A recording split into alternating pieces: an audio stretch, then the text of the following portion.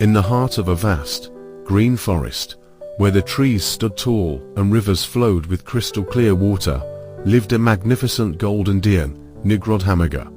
His fur shimmered like sunlight, and his antlers gleamed like polished gold.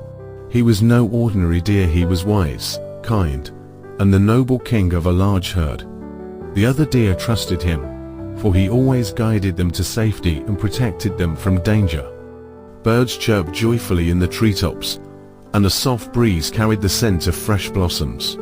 Peace filled the forest, but a looming threat was about to disturb this harmony. Not far from the herd, a hunter crept through the dense undergrowth, his eyes fixed on the unsuspecting deer. He was sent by the human king, who craved the taste of venison. Carefully, the hunter set up deadly traps, wooden snares hidden beneath fallen leaves, waiting to ensnare any deer that stepped so close. His fingers tightened the ropes, ensuring they were strong enough to hold even the mightiest of stags. Satisfied with his work, he stepped back and hid in the shadows, waiting patiently for his prey to fall into his cunning trap. As the golden deer led his herd to a grassy clearing, his keen eyes caught sight of something unusual: thin ropes barely visible among the fallen leaves. He stepped closer, his instincts warning him of danger. A gentle breeze carried the scent of humans, a scent that meant only one thing: hunters.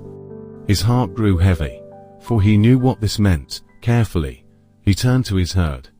"My dear friends," he said, his voice calm but firm, "danger lies ahead. Traps have been set for us.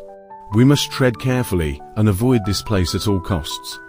The deer nodded in fear and gratitude, but despite their caution, fate had other plans. The next morning, a young deer from the herd wandered too close to the traps.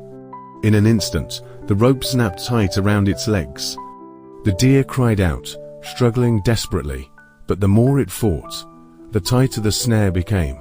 Hearing the commotion, the hunter emerged from the shadows, a satisfied smirk on his face. "A fine catch," he muttered as he dragged the terrified deer away. The poor creature was taken to the grand palace, where the human king sat upon a golden throne. The captured deer trembled, its eyes filled with fear. The king looked at it with an expression of indifference. "Prepare it for the feast," he ordered. Far away, Nigrodhamaga heard of his friend's capture. Without hesitation, he made a decision that stunned the herd. "I will go in his place." Gasps filled the air. The deer pleaded for him to reconsider, but his mind was set. With graceful steps, the golden deer walked toward the human king's palace, unafraid and unwavering. When he arrived, the palace guards were astonished. They had never seen a creature so magnificent. His golden fur seemed to glow even in the dim torchlight.